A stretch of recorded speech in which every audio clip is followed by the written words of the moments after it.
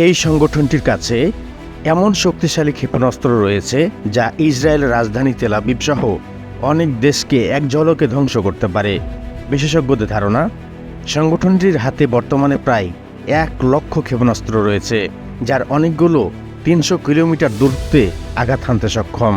শুধু তাই নয়, তাদের সামরিক শক্তি এমন পর্যায়ে পৌঁছেছে, লেবানন থেকে তারা মধ্যপ্রাচ্যের সব দেশে আক্রমণ চালাতে পারে।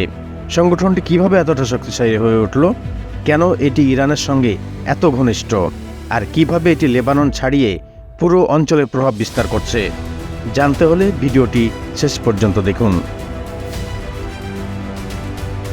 1982 সালে লেবানন আক্রমণ করে ইসরায়েল।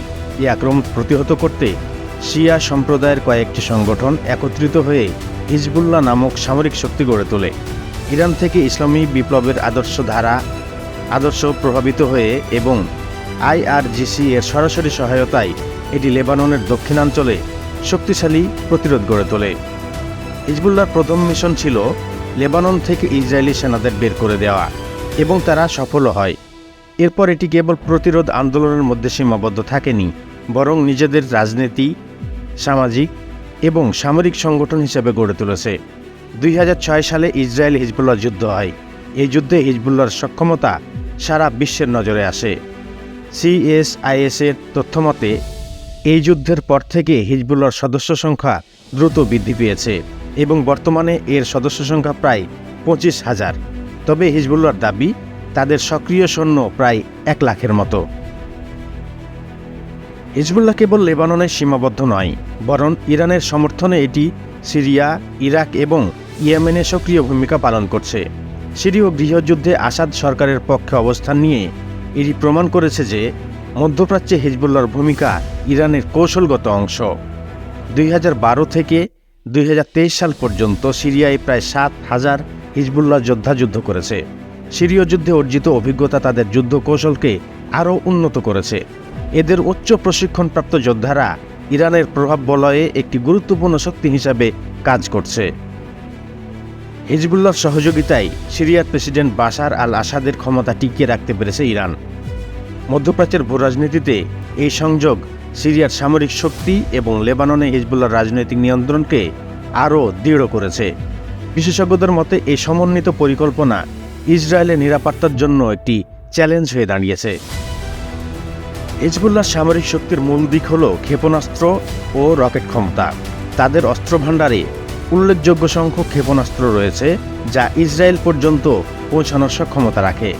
ধারণা করা হয় হিজবুল্লাহর হাতে প্রায় 1,00,000 ক্ষেপণাস্ত্র ও রকেট রয়েছে, যার মধ্যে আল ফজর, কর্নেট এবং তন্দ্রার মতো ক্ষেপণাস্ত্র উল্লেখযোগ্য। লন্ডনের international institute for strategic report অনুযায়ী হিজবুল্লাহর সামরিক অস্ত্রভাণ্ডার তাদের একটি শক্তিশালী প্রতিপক্ষ বানিয়েছে। এর ক্ষেপণাস্ত্রগুলো 300 কিলোমিটারের বেশি দূরত্বে আঘাত হানতে সক্ষম। এর মধ্যে কিছু ক্ষেপণাস্ত্র অত্যন্ত নিখুঁত এবং লক্ষ্যভেদী, যা ইসরায়েলের স্থাপনাগুলোতে সরাসরি আঘাত হানতে পারে। আর এই সত্যতার প্রমাণ বর্তমানে মিলেছে, অর্থাৎ হিজবুল্লাহ রকেট হামলায় প্রতিনিয়ত লণ্ডভণ্ড হয়ে পড়েছে ইসরায়েল। হিজবুল্লাহ এবং ইরানের সম্পর্ক মূলত আদর্শিক এবং কৌশলগত। ইরানের জন্য হিজবুল্লাহ মধ্যপ্রাচ্যে একটি ফরওয়ার্ড বেজ হিসেবে কাজ করছে। ইরান নিয়মিতভাবে হিজবুল্লাহকে আর্থিক সহায়তা, অস্ত্র সরবরাহ এবং প্রশিক্ষণ প্রদান করছে। আমেরিকান ইন্টেলিজেন্স রিপোর্ট অনুযায়ী ইরান হিজবুল্লাহকে বছরে প্রায় $700 মিলিয়ন অর্থ সহায়তা করছে। IRGC কুদস ফোর্সের মাধ্যমে হিজবুল্লাহকে সরাসরি অস্ত্র সরবরাহ করা হয়, যার মধ্যে ক্ষেপণাস্ত্র, ড্রোন এবং উচ্চ ক্ষমতাসম্পন্ন প্রযুক্তি অন্তর্ভুক্ত রয়েছে। বিশেষজ্ঞরা মনে করেন এই অর্থনৈতিক ও সামরিক সহায়তা হিজবুল্লাহকে লেবাননের একটি শক্তিশালী রাষ্ট্র অনুমোদিত সংগঠনে পরিণত করেছে। হিজবুল্লাহকে ঘিরে আন্তর্জাতিক পর্যায়ে নানা আলোচনা এবং বিতর্ক রয়েছে।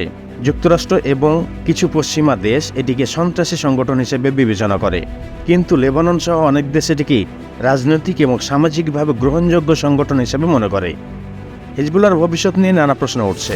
ইসরায়েল এবং যুক্তরাষ্ট্রের সঙ্গে দ্বন্দ্ব, লেবাননের অভ্যন্তরীণ রাজনীতি এবং অর্থনৈতিক অবস্থা, ইরানের ওপর আন্তর্জাতিক চাপ, এসবই হিজবুল্লাহর জন্য চ্যালেঞ্জের কারণ হতে পারে।